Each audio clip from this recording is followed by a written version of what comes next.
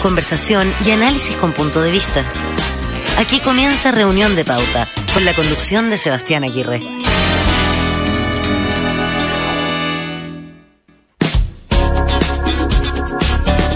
¿Cómo están? Bienvenidos a Reunión de Pauta. Estamos conectados, listos para comenzar nuestra edición de este día viernes 24 de septiembre. Gracias por acompañarnos al cierre de la semana. Nuestro último capítulo de esta semana para conversar sobre los temas de actualidad junto a nuestros panelistas.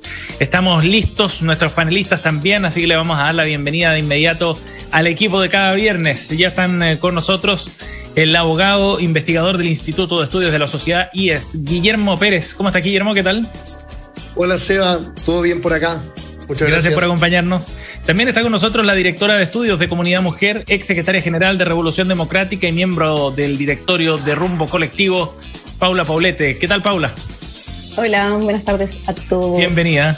Gracias por acompañarnos. Gracias. Y también junto a nosotros el historiador y académico de la Facultad de Derecho de la Universidad de Santiago, Cristóbal García Huidobro. Bienvenido, Cristóbal. Gracias, Seba. Hola, Guille. Hola, Paula. Estamos listos aquí. Listo ya el equipo titular de este viernes para empezar con nuestro tema de hoy día, con el debate que queremos plantear en este primer bloque. Ha habido toda una discusión súper interesante y queremos profundizar en eso respecto a lo que está ocurriendo con Facebook. Luego de que la red social fuera objeto de una investigación, de un reportaje de Wall Street Journal, el diario norteamericano, dedicó toda una portada especial para destacar los grandes pecados que ha cometido, como una forma de resumirlo, ¿no? Que ha cometido Facebook, y donde se van detallando una serie de prácticas dentro de la organización, filtradas a través de distintos miembros de la organización también, y eso quizás le da un valor extra a lo que analiza The Wall Street Journal, y que tiene que ver precisamente con los efectos adversos que tiene la plataforma, pero que pese a todo todavía no ha sido capaz de solucionar, y que están metidos además con el núcleo del negocio, lo que pone otra vez en tela de juicio a las redes sociales en términos generales, no solo a Facebook, por los efectos que pueden generar. Ha habido decisiones también controvertidas los últimos días, ya podremos conversar de eso en China respecto a este tema, pero el asunto nos invita a conversar sobre los efectos que tienen las redes sociales, el rol que están jugando hoy día, ya no solo como un elemento distractivo nada más, sino con aquellos efectos secundarios, digamos, que podría generar el uso de estas plataformas.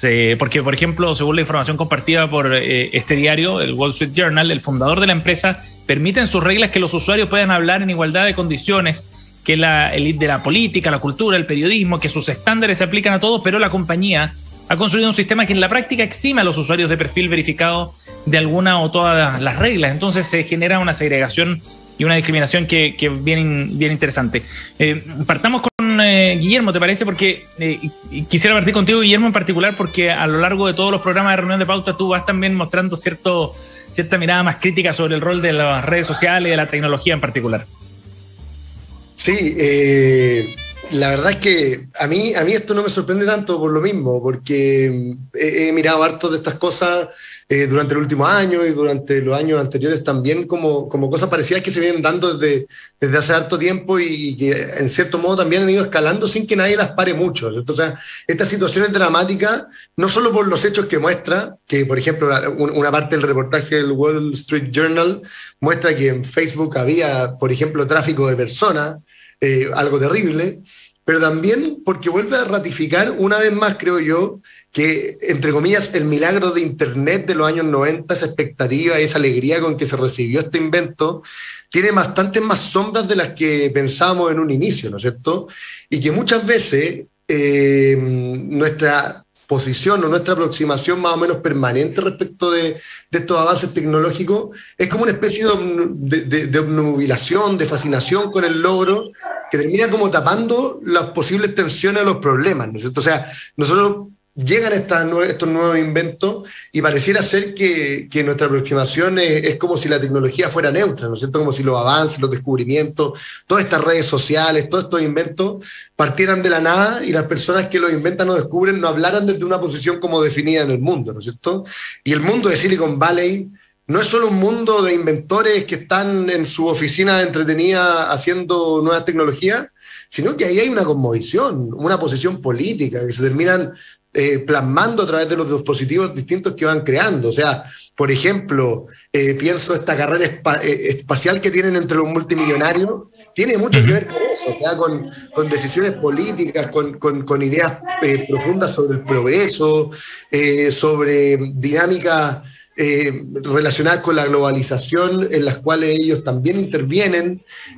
Y al decir, por ejemplo, de Michael Lind, un autor muy interesante que les recomiendo leer, con esto me callo para que hable la Paula, es toda una lógica política como de élites gerenciales, así las llama Michael Lind, que quieren un poco imponer su visión de mundo, élites que viven en las costas de los Estados Unidos, totalmente preocupadas de lo que pasa en el tercer mundo en el que ellos intervienen y también de lo que pasa en el centro, ¿no es cierto? Como tratando de adueñarse un poco de las banderas del progreso, promoviendo como lo políticamente correcto, sabiendo al mismo tiempo que es una moda que les permite también generar réditos económicos, y hay todo un juego perverso ahí de las redes sociales que se presentan como neutras, como espacios de democratización, de horizontalización, pero lo de que termina ocurriendo finalmente es todo lo contrario. O sea, son unos pocos los privilegiados de Silicon Valley los que controlan el flujo de la información y tienen en las manos la decisión importante de qué se publica, en qué cantidad, a quiénes, etcétera. Bueno, claro, han ido ganando un montón de influencia, ¿no? En la medida en que han ido extendiendo su capacidad de captar más usuarios, uniendo distintas plataformas también. El modelo de negocio de alguna manera los va llevando a tener más poder también. Paula, ¿cómo ves tú el tema? Sí, bueno, yo estoy súper de acuerdo con lo que está planteando Guillermo. O sea, el historial de errores de Zuckerberg ya es bastante acumulado y después siguen las disculpas públicas, digamos, y ahí nos quedamos. O sea, la verdad es que no y me incluyo, no hacemos mucho, y eso es parte también de la problemática que, por ejemplo, yo también recomiendo la autora Mercedes Bunz, una filósofa alemana que escribe un libro que se llama se me olvidó el nombre y ahora no lo encuentro, pero ella critica en el fondo cómo nos subyugamos tanto a este nuevo poder que finalmente ¿Cómo no dejarnos gobernar de esa manera por las tecnologías digitales? Ella plantea que somos muy poco críticos, sobre todo los nativos digitales que nacieron en este mundo y no en el fondo no lo cuestionan. Pero no solo ellos, no sé ustedes, pero por lo menos yo sé que Facebook maneja mi información privada y ahí tengo Facebook activo y cada cierto rato posteo, cada cierto rato miro.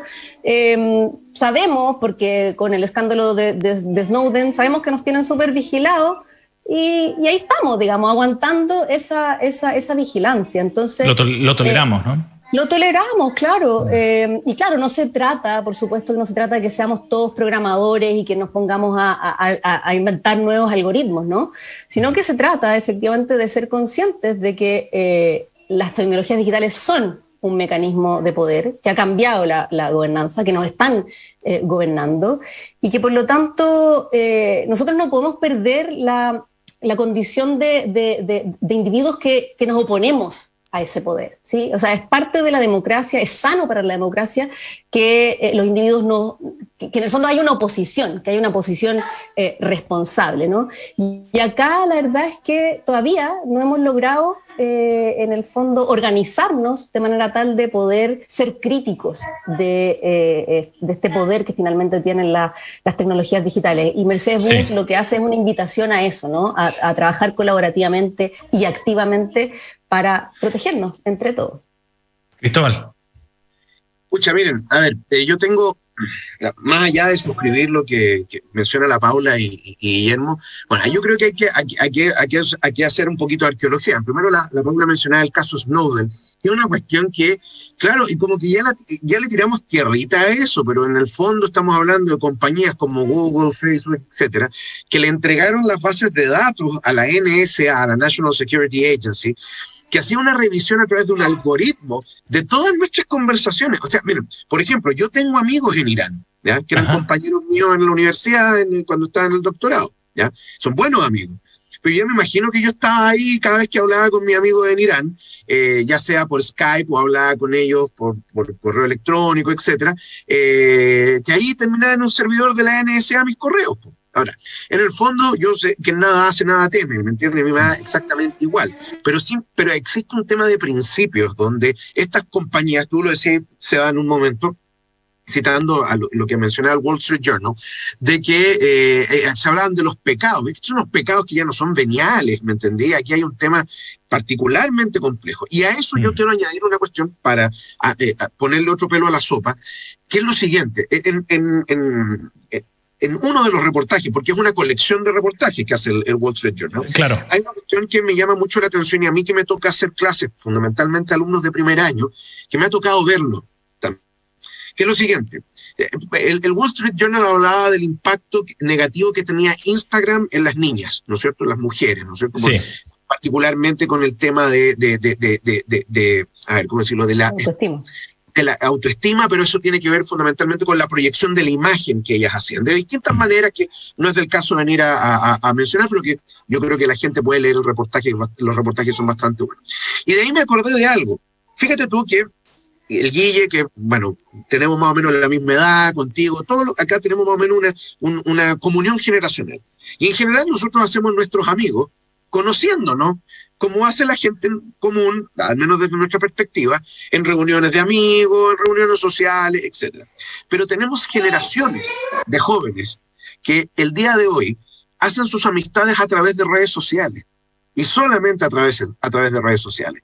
Entonces, cuando la red social te ataca, fundamentalmente cuando hay personas que utilizan estas redes sociales para atacarte y te ostracizan de la red social, tú pierdes tu contacto social. Claro. En el fondo, por eso hay tantos adolescentes, ¿no es cierto?, que se sienten frustrados o incluso tienen pensamientos suicidas eventualmente porque han sido cortados de la sociedad o del grupo generacional al que ellos pertenecen. Porque al final del día, su forma de socializar empieza y termina con este tipo de herramientas. De ahí entonces me quedo con algo que mencionaba el Guille, o que algo decía el Guille, respecto a no solamente a la responsabilidad, sino que también que las redes sociales no son neutrales. Y no estoy pensando en temas políticos, ¿ya? Sí. Sino que estoy pensando en la responsabilidad que hay detrás de quien maneja una red social y que genera estos espacios. Ese punto es bien importante, Guillermo, porque de alguna manera eso está en el núcleo del negocio, ¿no? O sea, cuando hablamos, por ejemplo, de lo nocivo que era para los adolescentes, la compañía es consciente de eso, ¿no? Y lo sabían en una presentación interna, según este reportaje, se sabía que ellos empeoraban el problema de imagen corporal con toda la implicancia que tiene eso en la adolescencia, de 1 de cada 3 adolescentes. El problema es que los algoritmos están diseñados para que las y los adolescentes o los jóvenes, los usuarios en general, estén el mayor tiempo posible ahí adentro, ¿no? Entonces hay un juego absolutamente perverso que está como en el corazón del modelo de estas redes sociales y en particular de Facebook. Sí, completamente. O sea, de hecho, te pongo otro dato. O sea, en el libro Irresistible, el psicólogo Adam Alter muestra que ninguno de los fundadores de las grandes empresas tecnológicas, como Apple, Instagram y varias más, permite que sus hijos utilicen mucho aparato electrónico. O sea, y por algo eso, ¿no es cierto? Tiene consecuencias. Y eso que decías tú del tema de los intereses económicos que hay detrás de todas estas empresas, sí, todas estas empresas finalmente, como que nos cuesta entender o nos cuesta darnos cuenta de que el objetivo de estas empresas al final del día es ganar plata. O sea, Twitter, por ejemplo, es una empresa que gana plata por avisaje y por publicidad. Entonces, para asegurar sus intereses económicos, todas estas redes sociales necesitan que nosotros pasemos la mayor cantidad de tiempo en ellas, y claro, para eso requieren polarización, requieren espectacularidad, requieren fake news, para poder seguir alimentando un poco este pequeño monstruo, ¿no es cierto? Y a mí me impresiona en cierto modo, a propósito de lo que decías tú, Seba, de la neutralidad, la ingenuidad con la que muchas veces el mundo progresista, por así decirlo, por encasillarlo en algo, mira estas empresas, cuando asumen estas empresas las agendas de ellos como propias. O sea, por ejemplo, se alegran hay muchas felicitaciones de repente a Facebook cuando Facebook pone la banderita del arco iris, como si con eso bastara, o con que Mark Zuckerberg saque a Donald Trump, ¿no es cierto? O que se saque a Donald Trump de Twitter, o sea, que tenga ese poder. Pero ese mundo difícilmente llega a la pregunta de cómo nos preguntamos, o sea, cómo esto, qué tensiones puede generar este tipo de cosas, o si no hay algo detrás que lleva a estas empresas a asumir como propias las banderas del progresismo. O sea, no hay que dudar en cierto modo del carácter como de resistencia a esta agenda o de su carácter rebelde, si son las mismas multinacionales las que la están volviendo propia.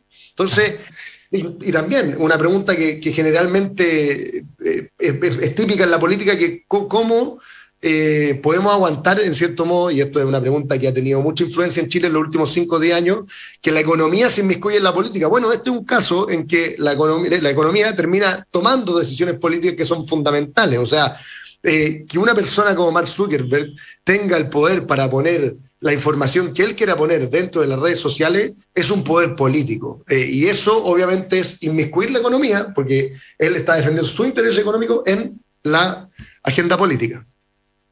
Paula. Sí, súper de acuerdo.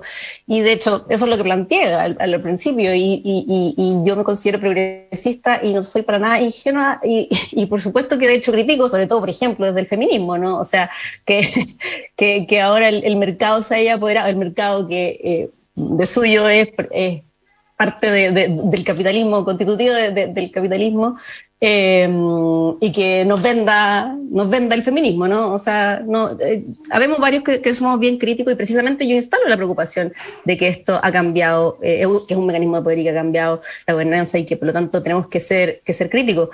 Yo insisto en que ya sobre Facebook en específico, con todo, sabemos hace rato lo de Cambridge Analytica, ¿no? Y, o sea, hay un historial que ha demostrado que él, digamos, por ponerlo en Zuckerberg, no tiene consideraciones éticas para crecer. O sea, lo único que le preocupa es que no se sepa públicamente. Sí, pero lo han ido pillando. Y el valor de estos reportajes es que la información viene desde los mismos o parte de los funcionarios de Facebook. Ahora el problema es cómo abordar el tema, cómo regularlo. ¿Es posible? Es que ese es el tema. Perdona, Cristóbal, es que ese es el tema. Yo reconozco, no soy experta, no sé cómo podríamos regularlo, pero sí creo que partiendo por lo que plantea Mercedes-Bunz, es cuestionarnos, criticarnos. O sea, para nosotros esto todavía sigue siendo muy, muy transparente, y esto es preocupante, y yo insisto, para cualquier demócrata, o sea, de izquierda o de derecha, el poder que tiene Facebook, porque en muchos lugares, en India, en África, y obviamente en todos los lugares más populares de todos los países del mundo, Facebook es casi el sinónimo de Internet. ¿Sí? O sea, para mucha población en el mundo, las únicas noticias, la única forma de leer las noticias es a través de Facebook, no de otros medios tradicionales. Entonces, el poder de influenciar el discurso público que tiene esta empresa es enorme, y evidentemente eso para la democracia es una preocupación. O sea, ya Bolsonaro, Trump salieron electos por por la gran influencia que estas empresas tienen, y no podemos permitir que eso se siga expandiendo. Cristóbal. Sí, que además también yo creo que en un sentido práctico, la Paula lo pone, digámoslo, como un análisis más político, ¿no es cierto? Pero yo agregaría otra cuestión más práctica. Primero, hay que una concentración de mercado, porque Facebook es dueño de Instagram, es dueño de WhatsApp, etcétera. Y en definitiva, lo que es Facebook es un trust, lo que los gringos llaman un trust, ¿no es cierto?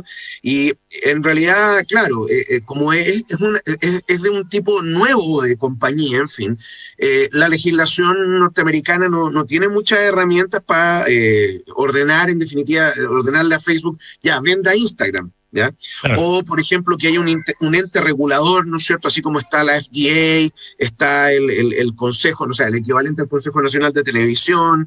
Pero el tema se ha planteado en todo caso, ¿eh? En Europa ya se lo están planteando, en Australia lo hicieron por la vía de la publicidad también. Y fíjate tú que incluso hay países donde Facebook no entra, pero eso tiene que ver por otros motivos, pero donde se han creado plataformas que son similares a Facebook. Como por ejemplo en Rusia existe el Facebook ruso que se llama VK. Así también existe. También hay otro. Ah, claro. En China. Entonces, pero claro, estos están de alguna manera supervigilados por el gobierno, pero sin perjuicio del signo político de cada uno de estos gobiernos, etcétera. Claro, en Europa se ha pensado en regular este tipo de cosas, ¿ya? Y acá vamos a encontrarnos siempre ante la discusión de no, más regulación, más libertad, menos libertad. Pero aquí estamos enfrentados a una situación en la cual, creo que la Paula lo mencionaba, o el Guille, no me acuerdo, que primero no hay parámetros éticos, de quien maneja la empresa, creo que la Paula, que al final, en definitiva, y yo no tengo ningún problema con que aplique la lógica de Gordon Gekko, ¿no es cierto? Así como greed is good, así como que la ambición es buena de Wall Street, pero también hay que tomar en consideración que existe una responsabilidad por parte de los dueños de estas empresas, precisamente por las externalidades que pueden generar.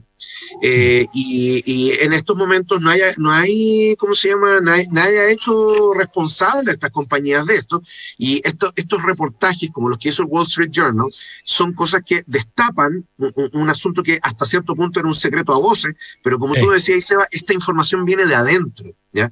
Y ahí tú te empiezas a preguntar cuánto más no sabemos.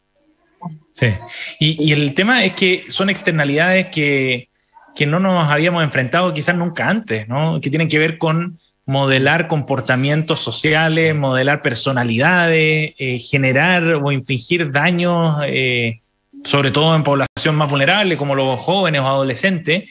Es un tema mucho más complejo, digamos, ya, porque no tiene que ver solamente con externalidades, digamos, más, entre comillas, pasivas, quizás. Sí, y eso tiene que ver también con el hecho de que todo el rato van saliendo nuevas redes sociales. Bueno, además. Uno se va quedando atrás. O sea, yo que soy lolo todavía, llego hasta Instagram nomás, y después uno se queda sin conocer cuáles son las que vienen después. ¿No tenés TikTok, Guille? No tengo TikTok. No. Oye, mi señora le hizo un TikTok al gato. ¿Al gato? ¿Y cómo le ha ido? Excelente, tiene más de 1.200 seguidores y es un gato. TikTok es una locura, yo tampoco tengo, pero uno se mete a la página web de TikTok y el nivel de contenido es impresionante, y así es como ha crecido tanto para hacerla más famosa hoy día. No, yo tampoco tengo, solo estoy tranqueando. Sí. Y ojo con los estudios que también muestran un poco cómo esta gente diseñó estos mecanismos de redes sociales para activar dinámicas en el cerebro, químicas, biológicas, que de adicción. Están totalmente estudiadas. O sea, cuando ahora dicen que fue un error, que no hicieron bastante, como lo decía Zuckerberg, al estilo de Rodrigo Rojas Vaz en el Congreso de Estados Unidos hace unos años, es más o menos lo mismo, ¿no es cierto? O sea, de que no sabían que, por ejemplo, no sé, simplemente mirar Twitter pasivamente, solo mirando el contenido, te aumenta la sensación de relevancia personal en un 27%.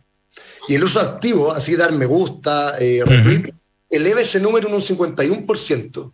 Entonces, las redes sociales también son un motor de narcisismo, lo que hablaba Cristóbal en la primera intervención, ¿no es cierto? Sí. Y nos va llevando o que nos va haciendo buscar esta interacción, y esta interacción se da cada vez que uno toma posiciones más radicales. Entonces uno va radicalizándose para obtener mayor atención, y eso va generando una dinámica que termina siendo dramática. Bueno, finalmente China hace poco, en agosto pasado, anunció que iba a prohibir que los menores dediquen más de 3 horas semanales a los juegos por internet, y ha empezado a tomar una serie de medidas bien activas también respecto a estos asuntos, pensando en el daño colectivo, social. Habrá un montón de segunda y tercera lectura respecto a China y al control que el propio Estado chino realiza también, ¿no? Pero ¿hay por ahí algún camino marcado quizás como para ver cómo reaccionar frente a esto? Por eso yo digo, yo no soy experta en regulación, pero lo veo difícil, o sea, vivo en el 2021 y no me imagino cómo podrían regularnos, pero sí, complicado, el tener conciencia, ¿cachai? O sea, yo me acuerdo hace un par de años hubo una denuncia de lo sesgado que era Tinder, porque claro, la inteligencia artificial es inteligencia artificial, pero los algoritmos los diseñan seres humanos, y en general además lo diseñan hombres, y además en general hombres blancos, y podemos seguir, ¿no? Como con este nicho específico de poder que finalmente es el que diseña. Entonces se replican los sexos, se replican los sesgos, ¿no? Entonces Tinder era súper racista, súper clasista y un súper no sé qué, que llevaba finalmente a que si tú eras una cabra morena, baja, que trabajaba en una tienda, que no había pasado por la universidad, etcétera, etcétera, no tenías posibilidades de conocer a nadie, ¿cachai? Como, a lo que voy es a que, por lo menos lo que yo veo ahora, ¿no? Más que regulación, yo veo castigo social. Ahora, soy impopular y claramente voy perdida, porque, o sea, ustedes mismos están diciendo cómo TikTok tiene millones y millones de seguidores y Instagram lo mismo y no sé qué, ya. Entonces, claro, la verdad, yo veo igual bien zapatos chinos y aunque parezca ingenuo, por lo menos por ahora yo a lo único que apelaría es como a esta toma de conciencia y a tratar de ser lo más críticos posibles, ¿no? Cristóbal, ¿algún comentario final antes de la pausa? No, que mira, a ver, estamos enfrentados a algo que ya lo hemos visto en otras circunstancias, ¿no es cierto?, con ¿cómo se llama?, las implicancias éticas, ¿no es cierto?, de nuevas tecnologías, ¿no? Pero el problema es que ahora el asunto es aún más grave y al mismo tiempo más sutil. Piensa tú que en cualquier red social que tú te metas, el algoritmo de alguna manera te saca una foto en cuanto a tus preferencias, en cuanto a lo que tú estás buscando. E incluso hay determinados, ¿cómo se llama?, redes sociales que graban tu voz y tus preferencias y eventualmente te empiezan a tirar, ¿cómo se llama? Propaganda. Publicidad. ¿Cómo?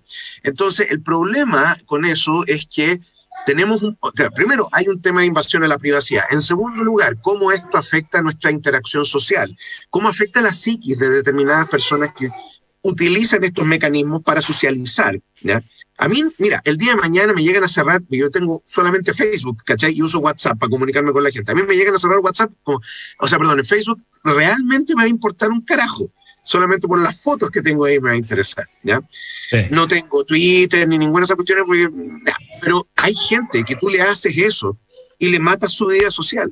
Y como decía el Guille hace un rato atrás, el hecho de estar metido ahí, ¿ya?, te genera un sentimiento algunas veces de gratificación, de poder incluso, o de amor propio, ¿me entiendes? Y si tú cortas eso, imagínate el daño. Entonces, al final, como dijo la Paula, esto es un zapato chino.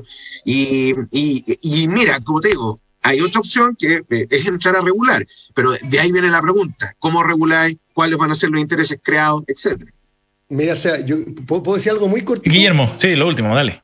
Esto es como una versión distópica de la guerra de todos contra todos de Hobbes. Como ninguna regulación, los poderosos son los que se imponen, y eso es lo que termina ocurriendo finalmente con estas lógicas. Y yo creo que hay algo de lo que no hablamos, pero que es bueno como dejarlo como en el tintero quizá, las consecuencias que tiene esto a nivel institucional, porque los tiempos de las instituciones, de la política, de la democracia, son muy distintos de los tiempos de las redes sociales. Los tiempos virtuales son inmediatos, ¿no es cierto? Totalmente. No hay nada.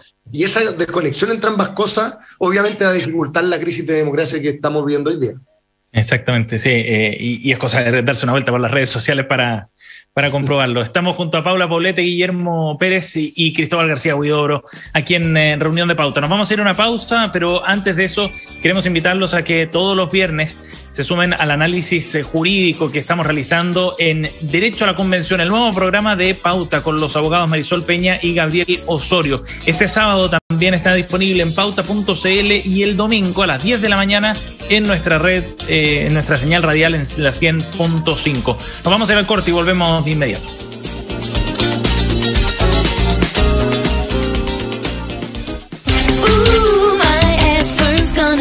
Tú sabes que hay muchos médicos especialistas, ¿verdad? Médicos traumatólogos, neurocirujanos, oftalmólogos, cardiólogos, dermatólogos. Y sabes que hay muchos bancos, pero hay bancos y bancos. Banco Internacional es un banco especialista, con soluciones precisas y a la medida. Porque si de tu empresa se trata, es tu mejor elección. Banco Internacional, expertos en banca empresa. Contáctanos en bancointernacional.cl o al 600-363-5000. Infórmese sobre la garantía estatal de los depósitos en su banco en www.cmfchile.cl.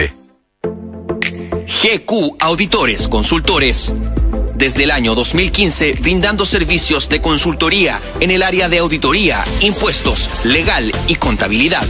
Un estilo de consultoría diferente, basado en nuestra propia metodología, GQ, y en las mejores prácticas del mercado. Ubícanos en nuestro sitio web www.gqconsultores.cl. Programa Seguridad Social al alcance de todos. Presenta Incorporación obligatoria de trabajadores independientes que emiten boletas de honorarios a los regímenes de seguridad social. La Ley 21.133 de febrero de 2019 obliga al trabajador independiente que emite boletas de honorario a cotizar a los regímenes de seguridad social. Esto aplica a hombres menores de 55 años y mujeres menores de 50 años al 1 de enero del 2018 que hayan emitido una boleta de honorarios con ingresos superiores a 5 ingresos mínimos anuales. La cotización a los siguientes regímenes será por el 80% de las rentas anuales: Ley Sana, seguro de invalidez y sobrevivencia, accidentes del trabajo y enfermedades profesionales, sistema de salud, sistema de pensiones y sus comisiones. Conozca más acerca de este programa en www.ciedes.cl. Esta es una iniciativa financiada por el Fondo para la Educación Previsional, FEP, administrado por la Subsecretaría de Previsión Social del Gobierno de Chile. www.previsionsocial.gov.cl. Aerocardal, la empresa de aviación privada más grande y segura de Chile. Desde hace 30 años volando al servicio del transporte ejecutivo, charter y traslados aeromédicos en Chile y en todo el resto del continente americano.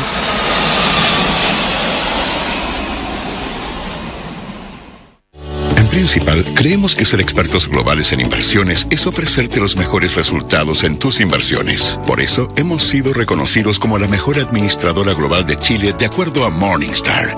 Ingresa a Principal.cl y asesórate sobre cómo complementar tu portafolio. Principal, tu principal inversión eres tú. La rentabilidad es fluctuante, por lo que nada garantiza que las rentabilidades pasadas se mantengan en el futuro. Infórmese de los premios obtenidos en Principal.cl. Ya estamos de regreso. Escuchas Reunión de Pauta. Pauta 100.5.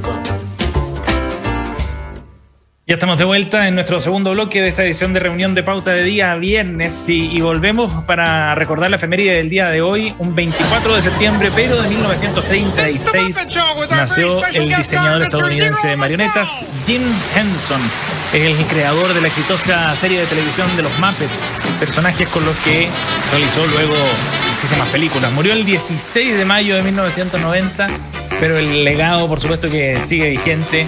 Los Muppets siguen siendo una referencia cultural enorme a pesar del paso del tiempo, y estamos recordando a su creador, a Jim Henson, el día de hoy.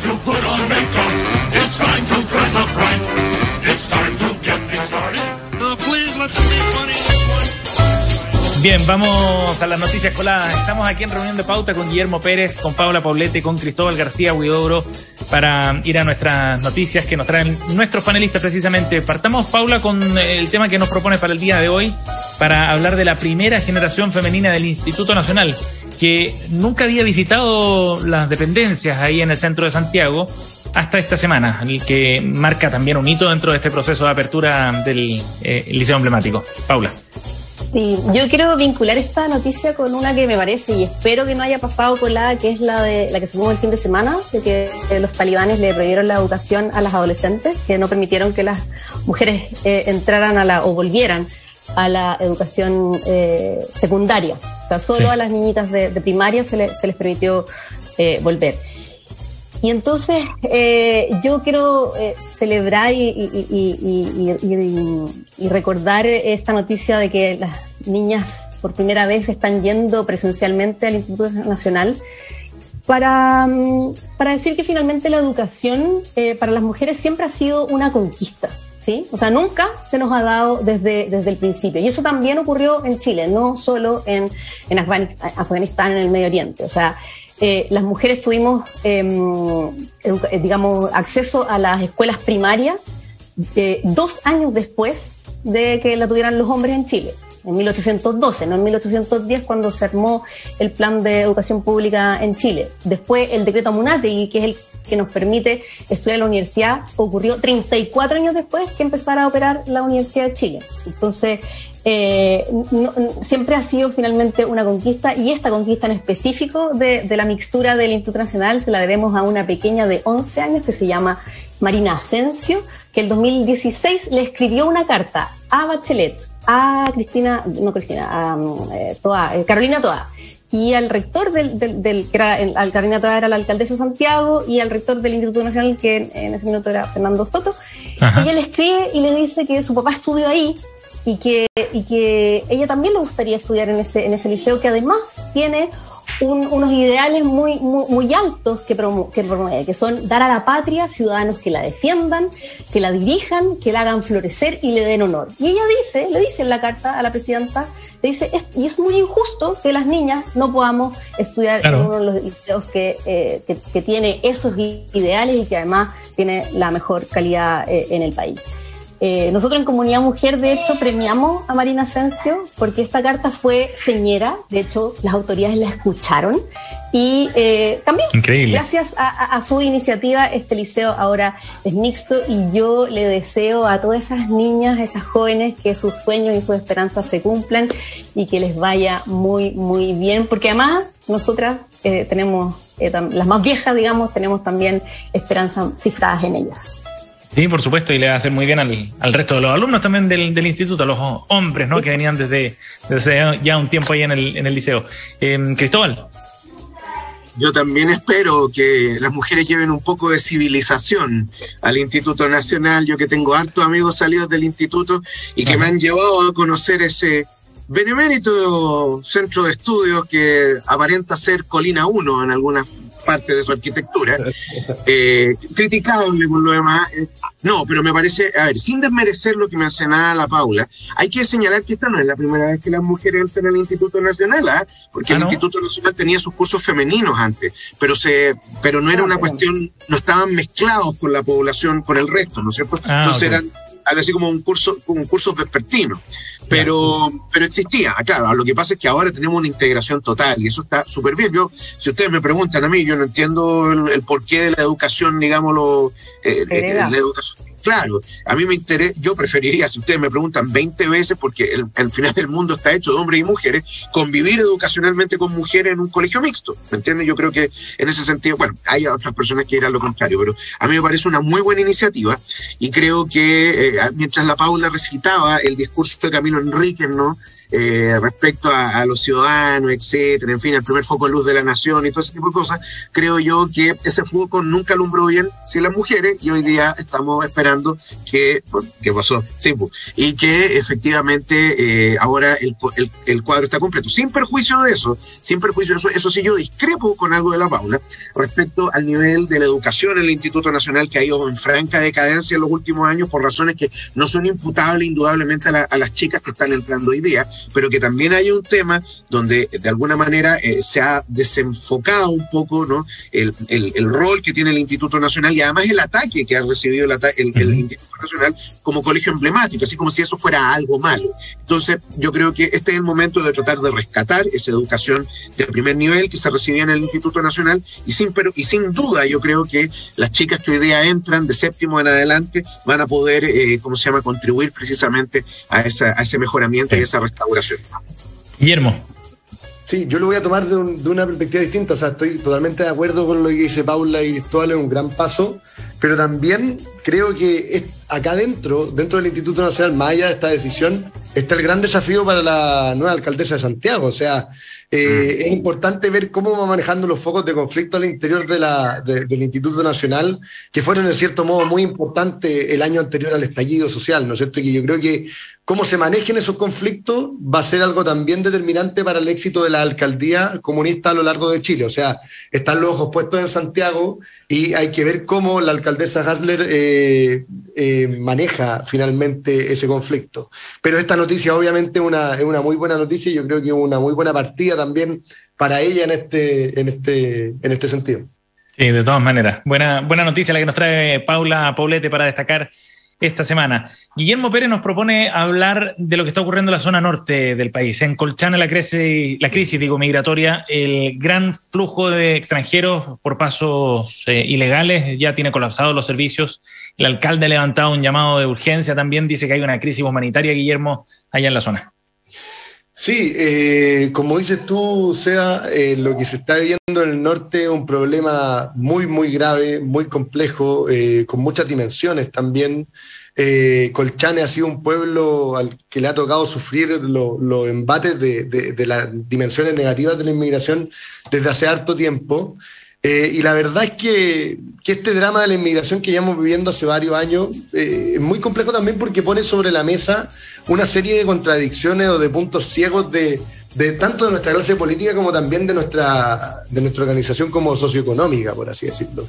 Cuando uno mira, por ejemplo, el estudio de élites del COES, uno puede notar las diferencias que existen en el tema migratorio entre la ciudadanía y las élites. O sea, las élites son mucho más abiertas a la inmigración que el resto de la ciudadanía. Eso es algo que también muestra la encuesta Bicentenario, ¿no es cierto? En alguna entrega en la encuesta Bicentenario mostraba que las personas que, por ejemplo, vivían en lugares más vulnerables tenían mucho mayor rechazo por la inmigración que las personas que vivían en los sectores acomodados. Y esto se da, en cierto modo, porque no son las élites las que terminan sufriendo los problemas de la inmigración, sino que los grupos más vulnerables, ¿no es cierto? Y esta crisis que está ocurriendo en el norte del país vuelve a mostrar un poco eso, ¿no es cierto? Y también esta distancia entre élite y ciudadanía también se termina reflejando a nivel político.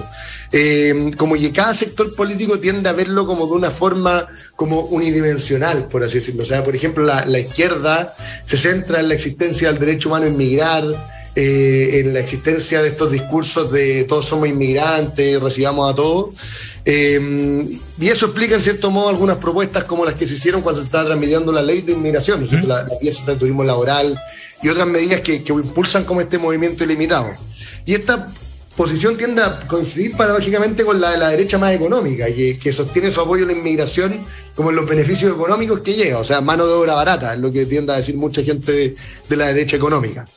Lo problemático es que ninguna de estas dos visiones, así como las visiones que vienen un poco de esta distancia de la élite y la ciudadanía, alcanza como a ver los problemas reales que genera el encuentro entre inmigrantes y chilenos. O sea, ambas tienden a centrarse exclusivamente como en las dificultades de los extranjeros para ingresar, pero olvidan que son estos chilenos más pobres los que sufren las tensiones de la inmigración y que también evadir esas tensiones en pos de una supuesta protección al inmigrante genera justamente los efectos contrarios. O sea, cuando yo dejo de pensar en las tensiones de la inmigración en materia de vivienda, de trabajo, de salud, también estoy abandonando al inmigrante, porque esa sensación de abandono que muchos chilenos sienten respecto del tema migratorio genera racismo, genera la xenofobia que todos queremos combatir, ¿no es cierto? Entonces, también se termina evitando un poco la pregunta por cuál es la capacidad del país para recibir inmigrantes. O sea, condiciones de vida digna.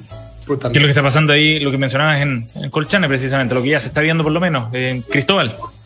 No, que además también, fíjate tú, sin perjuicio de lo que dice el Guille, también se han dado ciertas situaciones bastante complejas, ¿no es cierto? Por ejemplo, junto con esta noticia que mencionaba el Guillermo, también salió otra al lado, que también pasó colada, que es que dentro de las 8.000 personas que han pasado por Colchane, ¿no es cierto?, se encontró, por ejemplo, un sicario venezolano que está detrás de la muerte de un connotado líder indigenista venezolano, Sabino Romero, que es Rigoberto Socorro, ¿ya?, condenado a 6 años de presidio efectivo, que se escapó, en definitiva, de Venezuela, y él mira dónde vino a terminar, ¿ya?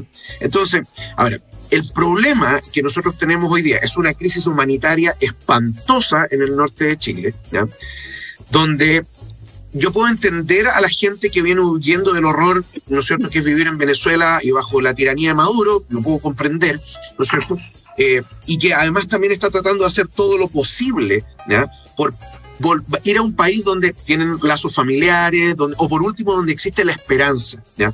Pero también el problema, y algo me lo mencionaba Guille, no hay que caer tampoco en la lógica romántica, ¿no?, de todos somos inmigrantes. Sí, es verdad, todos nosotros venimos de algún otro lado, eso es cierto, ¿ya? Pero hoy día estamos viviendo acá en Chile, y sin perjuicio de que yo no quiero sonar egoísta, también tenemos que tener cierto cuidado, ¿no es cierto? No en a quién dejamos entrar, que eso ya de por sí existen mecanismos para eso, sino también cómo dejamos entrar a esas personas y cómo aseguramos que esas personas van a tener efectivamente las oportunidades que se necesitan para que se puedan desarrollar plenamente y contribuyan a la sociedad que los va a recibir, en el caso de nosotros. No sé, yo creo que es un tema que lamentablemente es complicado, y si a eso le sumamos este pelito extra, ¿no es cierto?, de Socorro, indudablemente que el asunto se complejiza aún más. Paula. Sí, a ver, yo estoy de acuerdo con la complejidad que plantea el Guille. Obviamente no niego la historia de este sicario que dice Cristóbal, pero Para mí lo relevante es que la mayor cantidad de gente, porque obviamente existen estos delincuentes que son, a mi juicio, casos aislados. O sea, la mayoría de la gente es gente que arranca de una crisis humanitaria en sus países, la mayoría haitianos, la mayoría venezolanos y venezolanas, y que lo que quieren es una oportunidad para poder vivir dignamente, para poder vivir tranquilos, para poder trabajar, ¿sí? Y en ese sentido, yo creo que es paradójico, porque yo crecí en los 80 y esto de que existiera la posibilidad de autodenunciarse, que te hicieran un test y que después te enviaran a una estadía transitoria, era un lujo. O sea, en el fondo esto es algo que nos pasa a nosotros porque en Chile ya tenemos un nivel de desarrollo, ya nuestras instituciones están funcionando y no está esa cosa de que cada uno, de que nadie se hace cargo y cada uno se las arregla como puede. Entonces, a mí me parece que no podemos retroceder en la solución tiene que tener esa perspectiva, ¿no? De que nosotros somos un país serio y no podemos retroceder en eso. Y lo que nos muestran las estadísticas, porque las estuve mirando a propósito de que sabía que íbamos a conversar de esto, es que entre el 2018 y el 2021 se ha producido el 79% del ingreso de personas por pasos no habilitados. O sea, justamente cuando se pone más exigente la política migratoria en Chile es cuando empieza a acrecentarse de manera muy dramática el tránsito por pasos no habilitados. Además, concomitante con la tragedia en Venezuela y con la tragedia en Haití, eso es evidente. Sí, claro. Entonces a mí me parece que el gobierno también alimenta en el fondo este caos, porque de hecho la respuesta que el gobierno pone a esta crisis es decir, van a volver las expulsiones. ¿Sí? Eso es lo que salió a decir. Eso dijo el ministro Delgado, claro.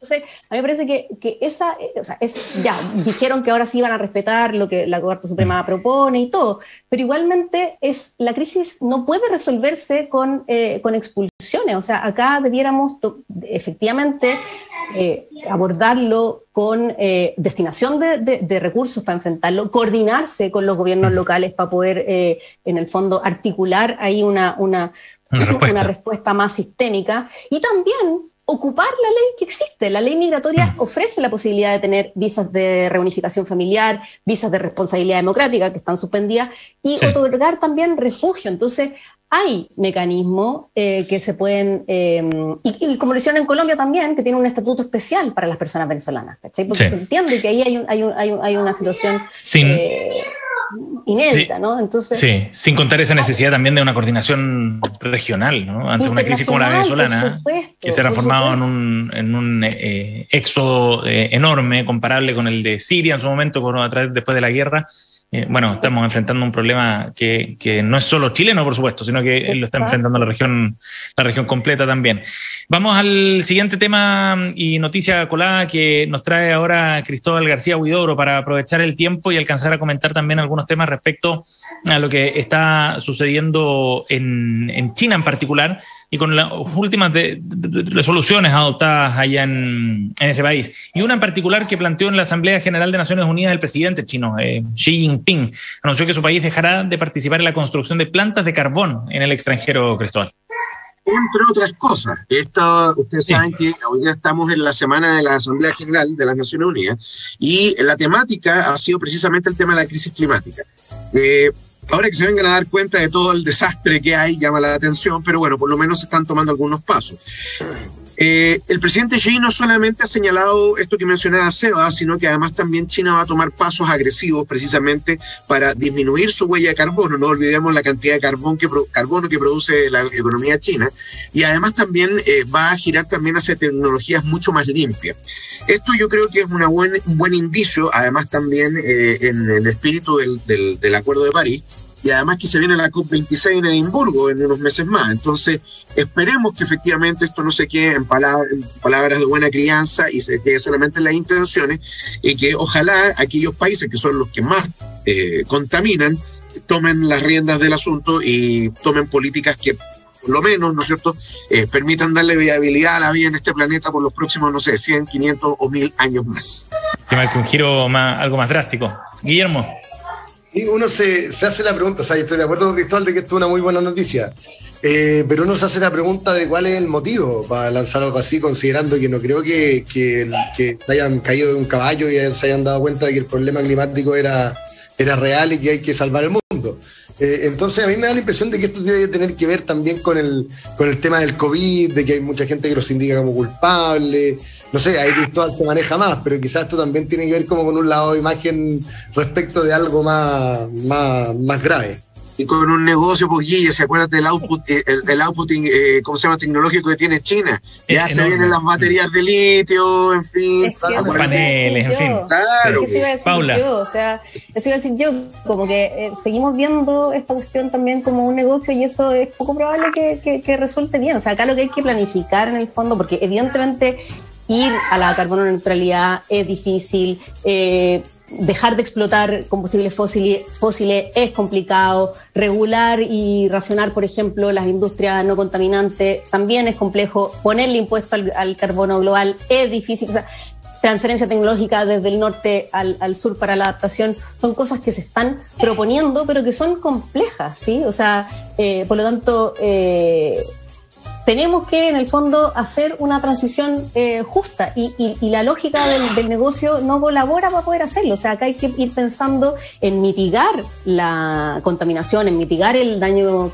climático, pero para avanzar también en derechos sociales, o sea, transporte público de calidad, vivienda digna, fin a la pobreza energética, ciudades amigables, alimentación saludable y suficiente. Digamos, bueno, tenemos que en el fondo adaptarnos para proteger la vida, o sea, sí. Necesitamos agua, necesitamos, digamos, defensa frente a los, digamos, eventos climáticos más extremos. Entonces,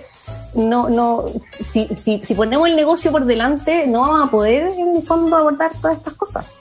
Yo pensaba que quizás si es que estaban las lucas ahí y estaba el negocio, había una motivación más rápida como para ir avanzando, ¿no? Donde está puesta la plata, efectivamente van a fluir mejor los capitales necesarios también, si las inversiones que se requieren y esta transición para acelerarla requiere de plata. Pero está bueno en todo caso, está entretenido el tema para ver cuáles son las intenciones reales de China detrás de todo esto.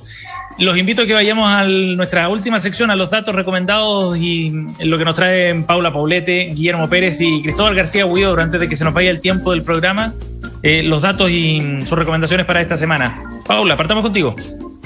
Ya, yo vengo con una cuestión muy, muy, muy popular. El domingo Netflix arrasó con los premios Emmy. Se llevaron 44 estatuillas y dentro de las series más premiadas estaba The Crown y Gambito de Dama. Si todavía entre quienes nos escuchan hay gente que no ha visto The Crown y Gambito de Dama, se las quiero recomendar porque de verdad estos premios no son gratuitos. O sea, son súper merecidos, son súper buenas series. O sea, The Crown, una producción increíble, o sea, carísima, tiene todavía un montón no la he de visto. Exteriores. ¿No la he visto? O sea, no, es que no. De verdad, o sea, si la política es lo tuyo, tenéis que verla, o sea, actuaciones notables, no, de verdad, claro, tiene algunas tergiversaciones con los hechos históricos de verdad, sí. pero bueno, o sea, si uno la ve así como tranquilo, con menos gravedad, la puede disfrutar. Buena adaptación. Bien. Y Gambito de Dama, es preciosa, yo la vi un fin de semana después de una semana durísima que había tenido y fue como todo lo que yo necesitaba para mi corazón, así que de verdad estéticamente es preciosa, así que no sé si la Rosario nos va a aguantar recomendar dos, pero en el fondo es una recomendación, no hay problema. Las ganadoras de los Emmy. Exactamente, buenas recomendaciones, The Crown y Gambito de Dama, los recomendados de Paula Paulete. Cristóbal. Suscribo, pero además también quiero recomendar, pero esto no es para cualquiera. Hace unos días atrás Netflix estrenó una serie coreana que se llama El Juego del Calamar, que es un thriller psicológico violentísimamente psicológico, ¿ya? Es una serie muy notable que trata de un grupo de más o menos 300, 400 personas que son secuestradas en Corea del Sur. Ya les voy a contar por qué. Y que eventualmente terminan trabajando, o sea, jugando juegos infantiles, pero todos ellos con condiciones extremadamente violentas e incluso letales, ¿ya? Esta serie ha generado un cisma en la sociedad coreana, ¿ya? A tal nivel que se convirtió en la serie coreana más famosa de Netflix, pero también se está pensando en censurarla en Corea, ¿ya?